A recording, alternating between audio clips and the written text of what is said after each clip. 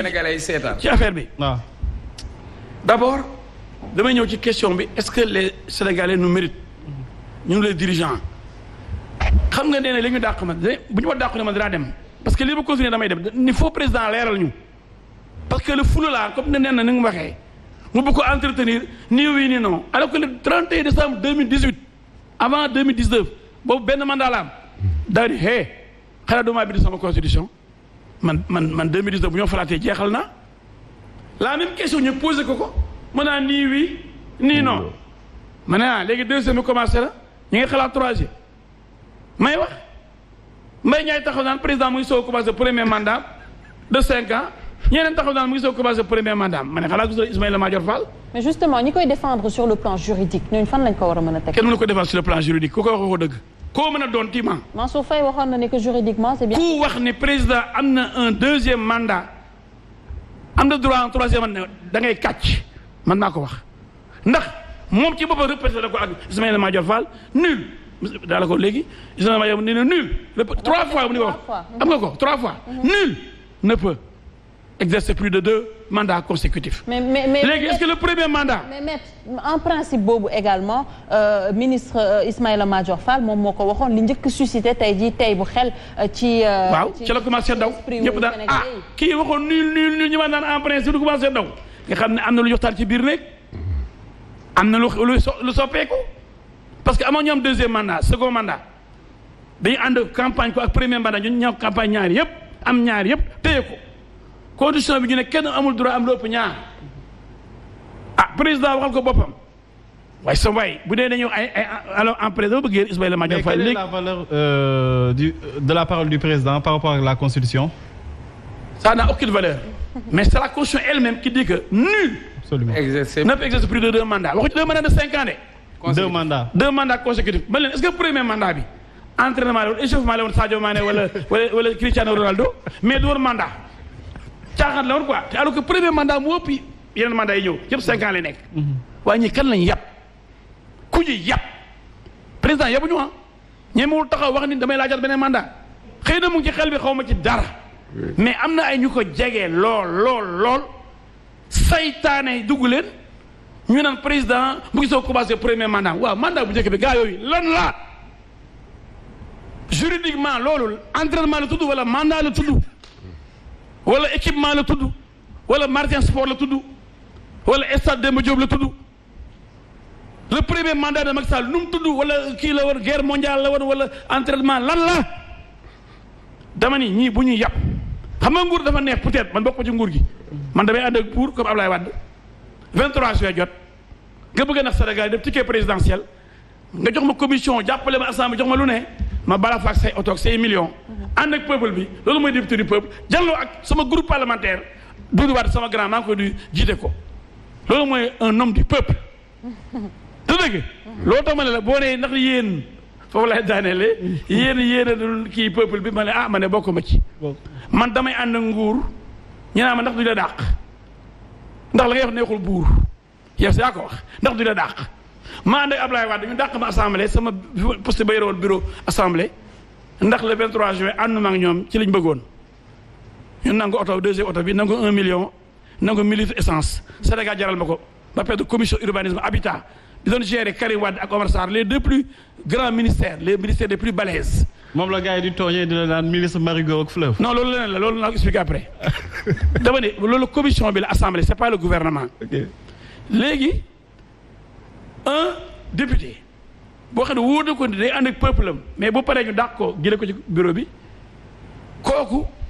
ndax réew mi war na ko ràññee xàmmee ko wala moog dignitaires yëpp ànd yi ndax réew mi. un chef de parti bu ànd ak président 2 fois mu jël ay ñu ko gënoon a xas gën koo bañ def leen ay DG ay ministre ay PCA man sa soxla ma yooyu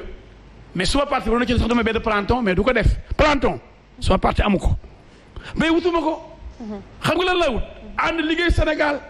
man gisuma ay poste mais est-ce que vous ne regrettez pas tey Ablaye Wade parce que àndoon nga ak Ablaye Wade jox na la ministre affaire ndox meeg wàllu inondation yu bëri. nekk nga député mais tey kii sa allié la yéen a ngi ànd. mais yaa ngi wax ni dafa mel ni jox la mérite bi nga am en tant que son allié. Est-ce que tey vous ne méritez pas. Non pas le mérite man Macky mën naa la benn photo fii dañu nekk booy ñu sol fi jagat ma sol costume maag Lamine Ba. ca université. ca université kooku séentu ma ci ma lu may jox yàlla bi ko jox dafa may jox te ëllëg mën na ma jox poste ma toog fa ndax jàng naa ko moom di magee ko ñaari at te ñàkk ba fula ñàkk ba fayda ci lu mu yore war naa ko mën yor defe naa bokk am na xam-xamam am naa fulaam am naa fulaam ñàkkuma fayda duma ab tapet ti am naa xam-xam macha allah te bëgg naa sama réew lool nag yàlla nag mooy fale yàlla mooy fal président ndax ku ko waxoon tey yaay toog président du Sénégal dañ koy dàq assemblée nationale du ko gëm ni mu toogoon assemblée nationale ba mandat ba jeex war na def 3e mandat te kon du jàll mbir yàlla rek moo tax jëlee ko fa yàlla ubbi ko ba boulevard lu ne yàlla fi mu koy jaarale mais dama bëgg ñoom Aïcha ñu def la politique autrement ban la ministre des marigots bi ngeen di wax effectivement mooy Sénégal yu bëri. waxuma ko de gars yi kay wax. gars yi mécontents yi. ba seen référence. yi nga xam ne dinañ dund ba dee du dégg monsieur le ministre. wala madame le ministre dinañ dund ba dee seen biir tomb seen bàmmeel du ñu mës a dégg monsieur le ministre kenn dina ubbil seen portière yi yéeg kenn du tóoj. da dëgg te ku sa yoon jaar foofu. saa nga nekk transhumant nga jaar fa dégg li ma wax de. mais man bi ma demee ministre du réseau hydrographique national tout le réseau hydrographique national 2 points cours d'eau muy ay fleuve Sénégal fleuve Gambie fleuve yëpp cours d'eau bassin de rétention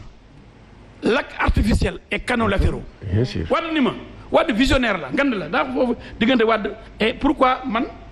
je ne le regrette pas hein, mais je sais que Macky est un bon président et je vais m'expliquer. Wade dafa ne ma El Hadj monsieur le ministre ma ne ko oui monsieur le président mu ne ma sa ministère dama bëgg arrêter exode rural béykat yi dañuy béy ñetti weer juróom-ñeenti weer ñëw ci àll bi ci biir ville yi di taxawaalu mais dama bëggee def ay bassin de rétention ndox mi taw ay milliards de mètres cubes yi ñu ñàkk di muy inondation yi ndox ñu ñàkk ñi ndox mi mënoon nañu ko jël di ko yóbbu ci bassin yi daree na ko ba mu nekk ay bassin ñoom ñëpp inondation da am ba pare ndox moomu ñiy béy nawet bu noor jotee ñu daal di def di arrosé di béy ndox mi di yàgg ba noor bi yëpp mu am ndoxu taw bi ñu conservé ko parce que day dem di paccax verte yàqu kenn du ko toppatoo mais bu ñu ko doon yóbbu di ko gat di ko wutal yoon ci buy dem ci bassin yi fu ne bu bindaa bassin yu bëri waa Pointe Sarène ñu ngi may dégg ak waa Sébi William Ponty ak yeneen léegi mu ne ma ensuite chaque màggal gi maa ngi nuyu waa Touba sama mbokk murid yi màggal Touba day am problème ndox dama ngi jëlal ma kër Momar Sarr ma Touba le canal du Baol ndax problème mu ndox du amati Sénégal ndax dañuy arrosé doon boobu yëpp du Kayor au Baol lépp lay arrosé muy le canal du Baol mu servir ndox ñëpp canal bi ndox mi day ravitailler Touba. projet ambitieux de milliers de milliards. oui kooku sama projet la woon. ensuite mu ne ma dëkk yu mel ni ay comme le lac de Dodji ay Linguère ay Kaffrine amul ndox Tamba amul ndox amul géej mu ne ma da ngay créer des lacs artificiels comme boo demee tey jii nii Yamoussoukro bu kër yi Houphouët-Boigny boo demee da ngay gis kii Kayima yi foofu lac artificiel. mu ne lu ma ci jublu man Ablaye Wade mooy fu amatoon ndox am ndox ñi xamatoon jën am ay jën Kaffrine amul jën Tamba amul jën Linguère amul jën ma def fa géej nga def fa lac artificiel mu am jën am plage nga def fa ay hôtel ci plage bi parce que ñoom amuñu hôtel amuñu plage amul jën. mais xooluma bii vision pour développer un pays. tourisme bi dina fa am exploitation des poissons dina fa am population yi dina am autosuffisance alimentaire ndax ñu ngi béy ci bassin yi ndox maa ngi leen di jox ndox ñuy béy lac artificiel mu ngi leen di jox ay jën. mais sa waay loolu xoolal loolu pour développer un pays. xoolal ma boobu plan ambitieux ñu naan ministre des marigots. très bien. mais ñàkk xam-xam boo bon. Wade ponkal la mais nag Macky aussi ponkal la. Sénégal commencé na di ko transformer mais nee naa ko benn point da laa du d'accord yow troisième mandat moom maa jiite guerre bi contre yow bu la benn saytaane dugg wala travail la ba nga ne da ngay jéemaat dara ndax nag dara du doy doylu rek moo am dara du doy. xam naa Omar Faye sax foofu lay rebondir. ci nguur yàlla rek moo dul jeex balaa ñuy dem nguur yàlla rek moo dul jeex. gëm yàlla moo baax jeexal dem waaye def ne Ouattara def ne Alpha Condé ñu naan ñoom dañoo corona Macky bu ngi ci salle d'attente est-ce que du moom élément suspect la cas suspect yooyu war nañ ko dépasser na leer nañ mu waxal Sénégalais lu leer di la ma leen waxoon man nga waay xëy maa leen waxoon ne ko mayuma troisième mandat sama gars yi di wax ci ma ne leen bu leen wax na leen wax ni bu leen waxati ne am naa droit ci troisième mandat ni man jeexal naa comme ni mu ko waxee woon xel yëpp dal. mu préparé candidat ci biir coalition. maître ñi jot a wax loolu yëpp amuñu sanction ñi jot a wax ni que président juridiquement mën na nekk gis nañ ne que ñan la ay ministre lay nekk wala mu nekk ay député gis nañ fi Mansour Faye gis nañ également ki yor groupe parlementaire u Benno Bokk Yaakaar Aymérou Gningue ñu soutenir carrément ni que président de la République a droit à un troisième mandat. loolu moo tee xel yi di ne bu dee ku wax ni troisième mandat comme El Hadj ba réunion kenn du ko oote ci réunion yi day mel ni noonu te sa xarit dëgg la de bëgg la nag nga bëgg ko ngeen ni vrai xarit mais comme nee na la xarit sa doomu ndey moo lay wax sa gémmiñ gi xasaw na ku leen sangul sa taar la bëgg jàmm laa ko yéene mu génn par la grande porte mën na sax ñëwaat bu ko neexee comme mën a dem Nations Unies ak feneen ay francophonie am jëw bu rafet waaye yéenewu ko ñu boole ko ci kaawu ay Alpha Condé un criminel comme Alpha Condé un traître comme Ouattara la ñu waxoon ñoom ñu génn ci di dóor bal Guinéen ñuy dee ndax lan bëgg troisième mandat te même boo amoon cinquième mandat da ngay dee un jour ñu gasa la pax mu xat ñaf la ci biir xëpp la suuf gars yi delloo si la seen xel. Omar Faye da nga amoon question pour Maître El Hadji Diouf avant ñuy jàll ci beneen point très rapidement. bon maa leen di nuyu d'abord parce que nuyoonte mu ngi ma woon. di nuyu sama nijaay. c'est mon oncle là. C'est vrai, c'est mon neveu. Faut pas l'oublier. Mais est-ce que tey on va pas vers une crise judiciaire ci lii xew nii ci réew mi actuellement. mën na nekk. yàlla bu am parce que ginnaaw ndax bañ am. parce que déglu naa la je pense que Malick Sall bi mu fi ñëwee ba léegi en tant que ministre. jàmm amul. C'était les greffiers. tey c'est les magistrats. te prise de position Téliko parfois moo tax tey muy dund li mu dund nii. en tant que secrétaire général du syndicat et pourtant ces prises de position procureur yenn saa yi da koy am sur des personnes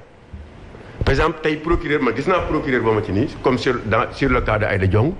mu taxaw ne li Aïda Diong jël ci xaalis Sénégal bu nekk war na si am 4000 francs est-ce que loolu suba mënul woon créer au moins benn soulèvement ñi dem ci Aïda Diong def ko loo xamante ni tey lan la mujjee tey non-lieu donc mbir yooyu noonu la ñu mën a def pour saafara ko parce que gis naa ne actuellement nii réew mi toll foo xamante ni ne problème yi bëri na ci surtout au niveau de la justice te réew bu amul justice defe naa réew moom mënul développer kenn mënu fa am yaakaar est-ce que gisoo ne tey war nga demander à ce que président ou bien yow tey war nga mën a wax à ce que situation bi ñu régler ko le plus vite possible parce que li mu nar a jur ci réew mi jéeg du baax donc loolu vraiment il faudrait que ñu régler ko cette crise judiciaire bi xaw actuellement dafa am maintenant say statut de position d'avocat est-ce que du yàq dara ci say ambition politique parce que yenn saa yi par exemple mën nga am un client mën nañ la comprendre tey mën nga am un client tey Madame Faye Sall mën na nekk sa cliente nga défendre ko tey Alioune Sall mën na nekk sa client alors que nga nekk sa client nga défendre ko mu nekk dans une position normale parce que c'est professionnel mais est-ce que parfois par exemple yow say position du contraire ak la position parfois du peuple ba nga xamante ni nit ñi mën nañ gisee comment dirais-je El Hadji Diouf comme étant quelqu'un bu versatile or il n'est pas versatile parce que il est victime et de sa position d'homme politique et de sa position d'avocat. mu tontu la foofu. waaw d'accord li ma pose c'est une question pertinente. loolu tamit encore c'est le niveau du peuple qui est bas. ça ne se pose pas en France ça ne se pose pas aux États-Unis ndax dañoo xam ràññee. xam lii politique la mais lii professionnel la. mais nit ñi fii lépp la ñu jaxase. supposons ñu attaqué kenn El Hadji di ko défendre am une partie du peuple bu contre kooku man kooku je m'en fous man je suis avocat loolu moom mi dundal kooku man la yaakaar dama prêter serment que ku ma yaakaar ñëw ci man dama lay défendre. Ça n'a rien à voir. loolu nag ku xamul loolu ba naan pourquoi muy défendre diw pourquoi muy défendre diw sa xam-xam moo bëriwul cuune nga sa boo may saaga suba ngoon li laa ñu saaga waaye pourquoi défendre telle personne ma ne ñii nag dëgg-dëgg dañoo xamul dara ñoom comme ñoo bàyyi may ñoo yem comme ay mbaam xux la ñuy dem rek seen saaga duma ko déglu faalewu ma leen xamuñ ne man avocat la d'abord. képp ku ñëw même ku rey nit am nga droit ci avocat. même juge bi bala mu lay oo sa avocat day toog. donc c'est l'avocat c'est pas l'homme politique mais war nga xool les idées de Maître El Hadji Diouf sur le plan politique nga dem le distinguo. Il faut savoir faire la part des choses. faire la part des choses mais nit ñi dañuy yaakaar oui El Hadji oui mooy defar ñang mooy defar oui bu dee man la nit ñi yaakaar ku toj këram mu ne El Hadji Diouf gàddaay ak fii Ouest Foire fii kër yi tojoon fii yëpp Tobago Cité Tobago El Hadji Diouf Cité Gàddaay 300 quelques maisons El Hadji Diouf Bargny centrale à charbon centrale boobu El Hadji Diouf boobu député. alors lan mooy sa position par rapport ak famille yu ñu déguerpir Terme Sud. oui lu metti la mais la loi est dure. dure est la loi dure Alex bu fekkee dañu am ay jugement di xeex bay dem ba Cour suprême bañ gaañee leen ala kuréel war nañoo génn. mais dañuy wax droit am moral. juridiquement ça peut être fondé mais moralement inacceptable. parce que li ma foog man en tant que homme politique bu doon man. président même bu la foo de jëlee jox armée bi seen terrain suuf si may maye chaque jour ministre yi ñu dagal ay terrain DG yi homme d'affaires yi hectares yi ñuy maye. dagal leen jox leen xaalis ju tabax. président nee woon na ñi je ne sais pas da jox na leen sama clients yi nekkoon fii Tobago. nee woon na jox na leen terrain danañ jox xaalis ju tabax pour ñu indemniser leen. effectivement keroog bi ñuy toj ndeysaan maa ngi toog fekk préfet ak gouverneur Fall ak beneen préfet bi ñu yóbbuwoon Diourbel Louga après dafa léegi mu ngi présidence. alors métti lool bi ñu toj ay kër tabax ba pare ñu ñëw toj xoolal bureau bi arrière di mbëkk lu métti sama danga ko ñuy tuuru parce que je ne supporte pas l'injustice donc yu mel ni bu amee le chef de l'État c'est le président de tous les Sénégalais war na trouver solution bu dul lor kenn bu dee militaire aussi mën nañu tax ñu wutale beneen terrain jox leen ndàmpaay ñu bàyyi fi ñu fi nekkoon it loolu solution la te le président c'est le chef suprême des armées mënoon na wax ne militaire fii yéen a ko moom c'est vrai am na ñu fi nekkoon logement de fonction bu ñu retraité dañoo war a dem mais bu ñu retraité amuñ fu ñu dem ak bëri ñu retraité amuñ fu ñu dem kaay ma wax leen benn affaire wax daa ko président benn réunion benn bokk yaakaar ma ne ko président xam nga député yi amuñ 100 000 francs par mois député yi retraité xam ngeen loolu yéen amuñ 100 000 francs par mois président ne waaye li ñu cotisé moo dul bëri ma ne ko waaw dañuy wax ñu cotisé lu bëri ndax député bu retraité fi ne jóge assemblée yi dina jox moins de 100 000 francs par mois ndax fe bu ñu boolee 3 mois yi jox la ay moins de 200 000 tu n'as même pas 100 000 francs par mois yow nooy dundee 200 000 pendant 3 mois militaires yi am ay 30 000 francs 40 000 francs ay pension ak blessé de guerre yi. ak blessé de guerre yi mais fu ñu tabaxee kër fu ñu taxu et quand même se sont battus pour la nation liggéey nañ seen réew. retraité nañ amul fu ñu dem parce que bi ngay liggéey mënoo tabax boo retraité di fayeeku 100 000 francs tous les 3 mois fooy tabaxee Sénégal dafa metti Keba may waxoon na ko les Sénégalais sont fatigués keroog ba Senghor di dem di jox leen ngay Abdou Diouf boobu ba léegi dafa gën a tar nañ xool ak le député du peuple dañuy sauver Sénégalais yi waaye du ay wax rek ak ay kàcc ak nax nit ñi attention Sénégalais yi xool leen seen carte xool leen ñi leen di deyal ñu ñuy agressé assemblée di leen coup de pied di leen saaga di leen dóor ndax yéen ñu taxaw di leen xeexal ndax Sénégal jëm kanam. c'est important kon defoo propagande mais dama bëgg nit ñi xam kan mooy kan. parce que naxe bi dafa bëri ndax nit ñi ba këf nguur gi dafay amaat fi. mais Pape Cheikh Oumar